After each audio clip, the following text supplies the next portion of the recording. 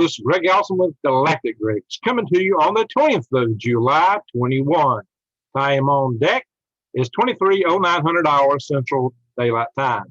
In fact, it's already tomorrow on the East Coast. So we have less than an hour to go today on this historic momentous day here in my time zone. And this day in space history, history has been made several times, including today, this date. In fact, we had, as many of you already know, the flight of Jeff Bezos and his crew to space above the Von Karman line. Now, I would submit that it would be 50 miles or 62 miles. We'll talk about that in a minute, but it's kind of like counting angels on the head of the pin. To me, it's all space. So, but not orbital space. It is suborbital. So we're going to get into that a little bit too. But let's look at the history just a little bit today. So today, we had the youngest astronaut ever flown, Mr. Damon, at 18 years old, and the oldest astronaut ever flown, Miss Wally Font, and she is 82. So 18 to 82 today. And of course, there is Mark Bezos, Jeff Bezos' brother, that also flew in this flight. So that was a crew of 4, and it's entirely passenger flight, no pilots required. And typically the rocket like this, it's really hard to pilot it when you're balancing everything from the bottom, because it's a very perilous thing. So pilots really have always had on a rocket flight very limited control anyway. Contrary to popular belief, that's why the pilots or a lot of your space shuttle pilots and astronauts who were pilots always like to have a joystick. They like the winged vehicles a lot because they can kind of sort of fly. And indeed, that's the case with the Virgin Galactic spaceships. But all that said, very historic day, because this is a milestone in space tourism, milestone for Blue Origin. And on the day in history, of course, everybody knows that today is the day that we celebrate the 52nd anniversary of the Apollo 11 moon landing. Yes, Apollo 11 landed on the moon. Let's see, I got a moon here somewhere. A small one. But I get the one that's too small. I'll get my Nerf moon a little bigger. More interesting. Here we go. There's a moon, right? And there we are. Apollo 11 landed on the moon. Well, we're not the skill here exactly, but we gotta have a little fun, guys.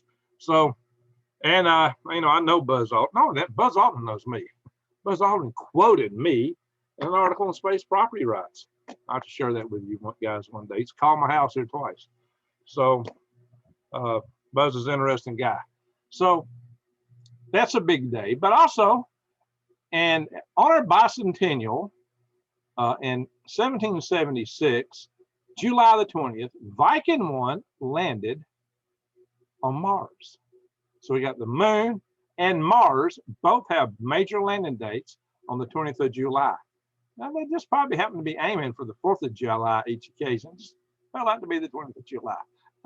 Also on the 20th of July, Liberty Bell 7 was recovered from the Atlantic Ocean in 1999.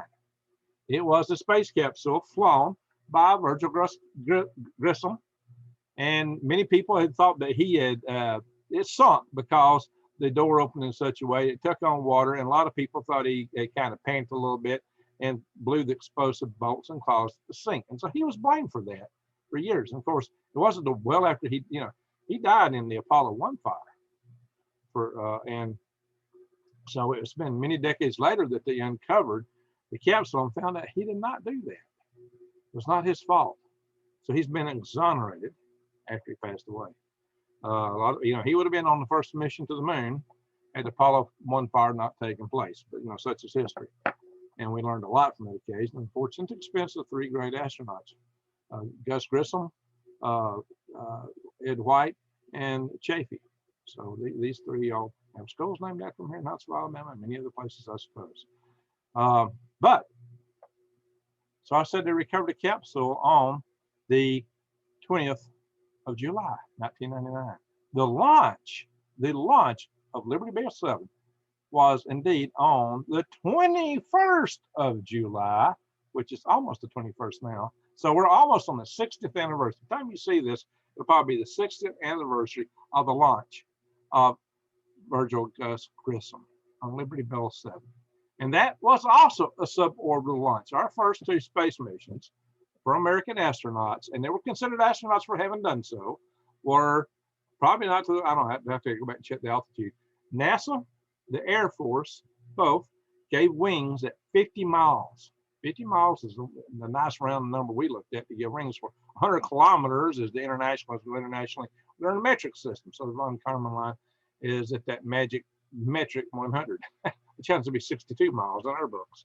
So the, I just want to say, it's a dancing head, dancing angels on the head of a pin, counting those, take with it, it's not orbital, but you're above 99% of the atmosphere at 20 miles. Well, my planes used to fly to. Of course, you can't fly planes up to these rocket altitudes that we're talking about now. It's in the area of space. Sometimes they're called the normosphere because it's too high for balloons and too low for orbit, because you still have a little bit of drag, and satellites will come down if they try to orbit at that altitude.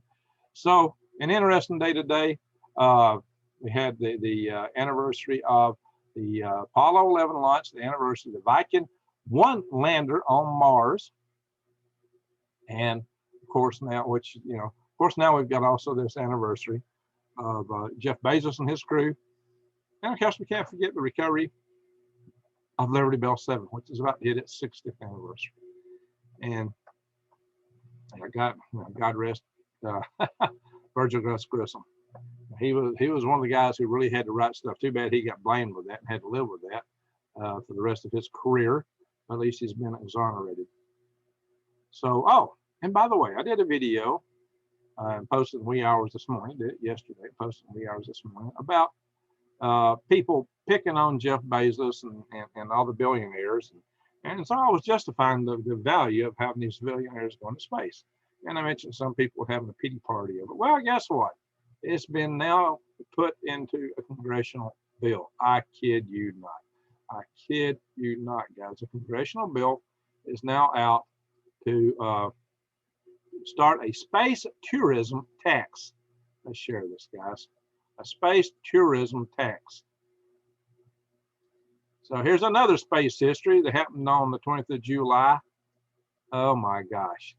So the Death Star of the U.S. Congress is now wanting to tax people trying to fly in space tourism. So, there's never no end to these guys trying to stop and squash innovation, right? This is something we need. We need space tourism. We need a very active space tourism. We don't need these guys squashing it, because we need for these companies to develop their systems and capabilities so they can lead the way to really taking us out in space, so that one day we don't have all our eggs in one basket here on planet Earth. And that we can also tap the resources of space to make life better here on planet Earth. That's a beautiful scene there after the mission. That's a beautiful scene. Oh, and by the way, another anniversary today, Mary Jacob Pickens drove off the Chappaquiddick Bridge. Yeah, unfortunately. And that also happened today in history. Kind of fits to the syllabalically to the tune of Ode to Billy Joe. Yeah, Mary Jacob Pickens, Billy Joe McAllister, Chappaquiddick Bridge, Tallahatchie Bridge. Wow. But I had to maybe go back and double check it. Was that song written over Mary Jo Pickens? No, it predated 2 years. Maybe it was a foresight. Spooky. Anyway, just an odd little thing in history there on that. Yeah, big day in history. A lot of stuff happened. But here's the Blue Origin flight. Just had to watch it here. I don't want to play very much of it. The sound is turned off. So there's launch, guys. I'm gonna skip ahead a little bit. Launch. There we go. Yeah, try to stay within the fair use thing here. I don't want to get in trouble for that. But those guys made it today. They made it up. They made it down. And a lot of people were trying to put out a petition that Jeff Bezos couldn't come back to Earth. It was suborbital. He had to come back to Earth. No way he's going to stay in space on a suborbital hop. But hopefully they'll develop the new Glenn, and maybe one day a new Armstrong. The new Armstrong might take them. Whoa! Almost dropped the lunar excursion module. Which in this case happens to be Either salt or pepper shaker, your choice. There you go, guys. Salt and pepper. And do like the Scott Manny.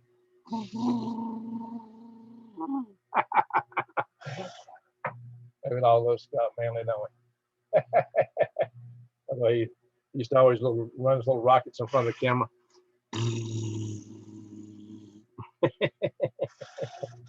All right, guys. We've had a little fun tonight. Hope you don't mind that.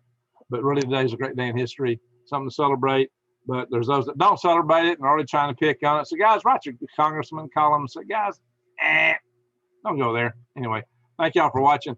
And have a happy 60th anniversary of the launch of Liberty Bell 7 and Gus Grissom on top of a Redstone rocket, which was developed at the Redstone Arsenal, where my day job is out of. Well, NASA Martian Space Flight Center, which is located on Redstone Arsenal. Anyway, everybody. Oh, yeah, it was developed. That rocket was developed by the Army Ballistic Missile Agency under the auspices of Werner von Braun before he transferred to NASA. Anyway, guys. Well, that said, I'm going to just stop the share and say a big hearty thank y'all for watching.